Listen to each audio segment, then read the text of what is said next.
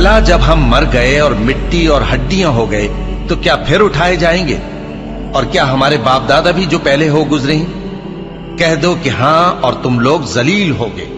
बस वो तो एक जोर की आवाज होगी और ये उसी वक्त देखने लगेंगे और कहेंगे हाय कमबख्ती हमारी, यही जजा का दिन है।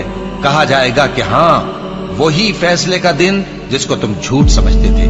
फरिश्तों को हुक्म होगा जो लोग जुल्म करते थे उनको और उनके हम जिन्सों को और जिनको वो पूजा करते थे सबको जमा कर लो, यानी जिनको अल्लाह के सिवा पूजा करते थे, फिर उनको जहन्नम के रास्ते पर चला दो और उनको ठहराए रखो कि उनसे कुछ पूछना है।